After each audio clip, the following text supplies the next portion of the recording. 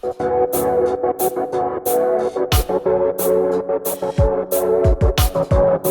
am super excited to introduce you to these powerful, powerful intergenerational youth panelists to discuss their Black experience and what it really means to be a part of this intersectional movement.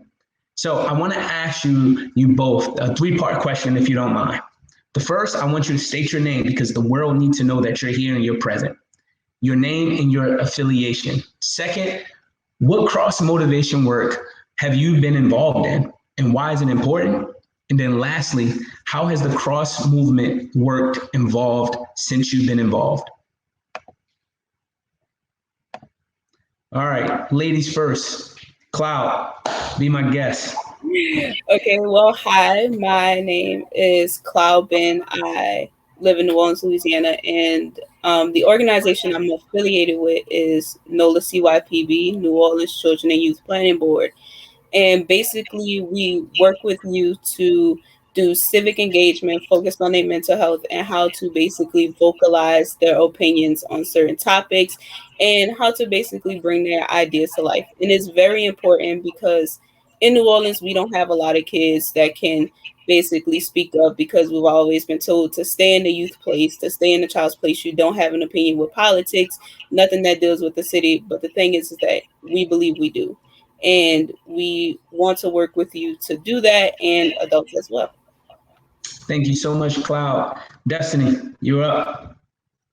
Hi, so my name is, I'm sorry, I'm echoing. But hi, my name is Destiny Hodges. I am the founder and co-executive director of Generation Green, and I'm also the assistant producer of the Coolest Show podcast out of Hip Hop Caucus.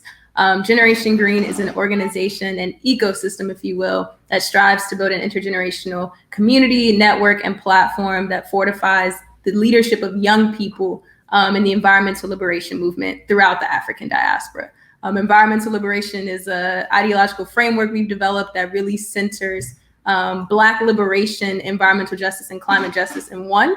And something that is for and by Black people, because what good is being free if there's no planet to be free on? Mm-hmm. Thank you so much. Evan, my dog, you up next, bro. Hello, my name is Evan Wayne Malbrough, and I am born and raised in Atlanta, Georgia. I am the founder and the executive director of the Georgia Youth Poll Worker Project. So we are a nonpartisan nonprofit, and we work to hire young people as election work. So our intersection is in voting work, as well as youth job development. All poll workers in the state of Georgia are paid. So what we do is we go to communities and young people, and we find young people that need money, and we use them to help bolster and diversify our election force in order to make sure that democracies are free, fair, and well-staffed.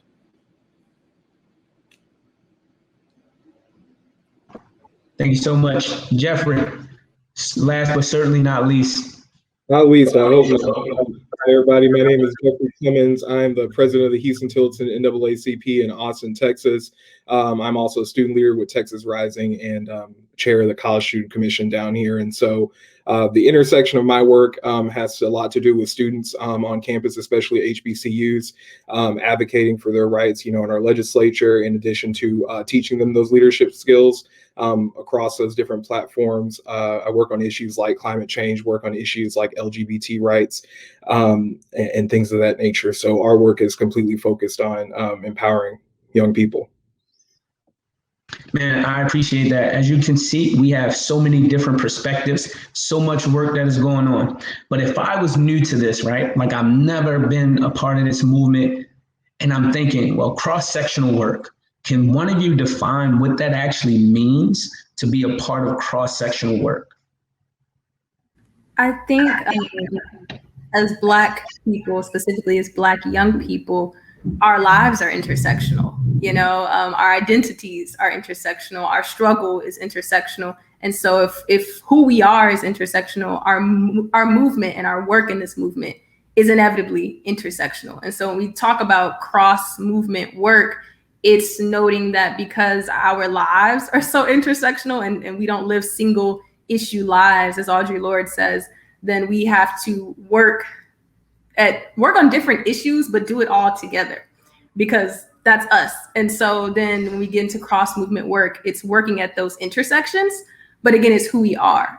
So while for some people, you know, getting into cross movement work might be a new thing, it might be an eye-opening thing. It's our lives. Our livelihood is cross-sectional, it's intersectional, and that translates to the work. Many blessings.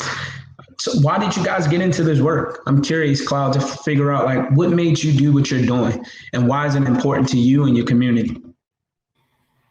So basically, I got into the work because I actually started out my freshman year of high school with Amnesty International, which is, you know, the big human rights organization. And I started out there because I was interested in human rights. I was interested in basically speaking up for others who can't basically use their voice because of the government, politics, so on and so forth. And I got into that work, and then once I ended my term there, I got into the organization I'm with now. And basically, I saw that a lot of my peers, they basically couldn't use their voice. They couldn't speak up for themselves. And I was like, hey, we're Black, we're powerful, we got to do something, right? And we are basically the generation that is going to change everything. So I was like, hey, you can use your voice now, because if you try to use it later, nothing's going to happen. So use it now, get it together, and then in the future, we're going to do bigger and better things and work together on this. I appreciate that. Big bro Jeff, why are you involved in this work? Why is it even important to you? Yeah, I mean, I just have to echo what Cloud says. You know, we have to use our voices now or never. You know, across this country, we see legislation all the time trying to stifle our voices, you know, from Georgia to Florida, even here in Texas. They actually just banned critical race theory in our classrooms. So it's really important to speak up now. But I think that some of us here can probably relate to it, but I was angry. I was angry that people weren't doing things about a certain problem in my community. And so I decided to take it upon myself to start working on those issues and start organizing people, educating people, and, you know, raising their consciousness.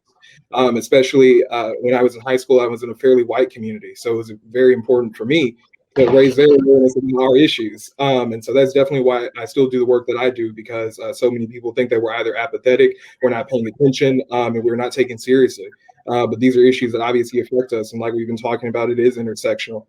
We live at the intersection of so many different identities that for us to be quiet on these issues, we are erasing our identities probably. Powerful, my guy. Evan, same question. Oh wow! So I fell into this work as a means of survival and subsistence.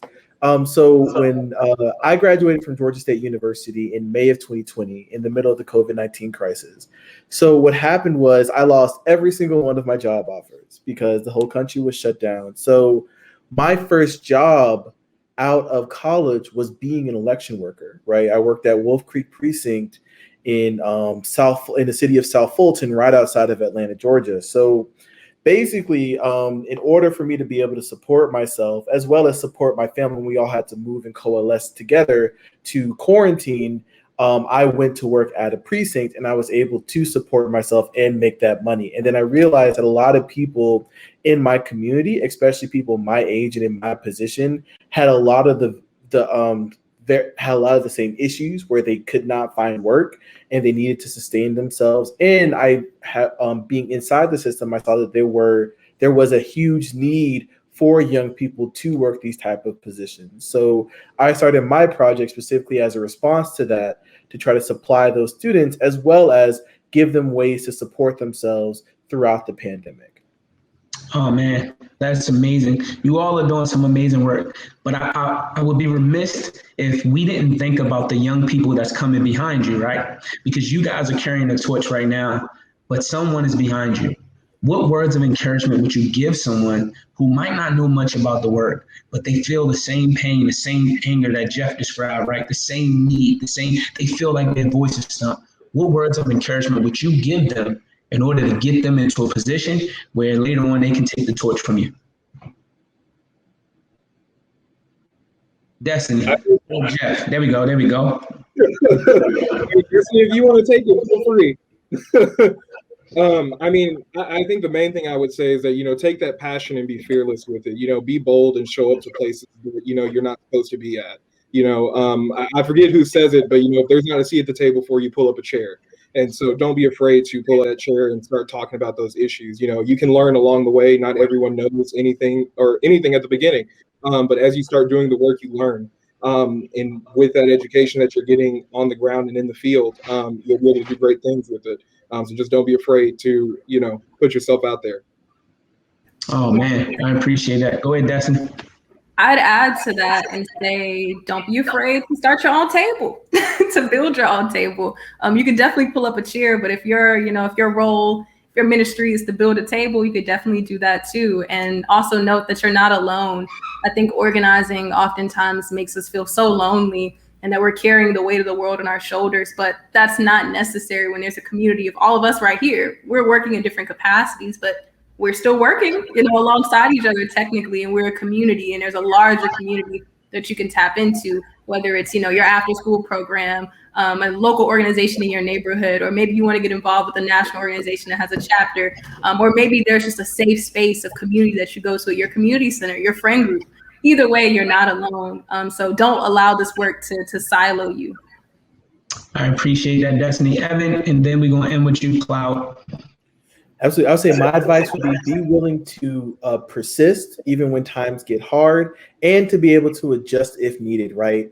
We don't know what's happening next month. We don't know what's happening next year, but what's got to stay constant is your drive and your want to actually do the work and be that change, right? So, you really have to be that rock of your community no matter what happens, and always be that resource. Even if the whole situation or if the playing field does change. So always be cognizant, be able to adjust, and most of all, be able to persist and be that support system to your community at all times. Appreciate that, Cloud.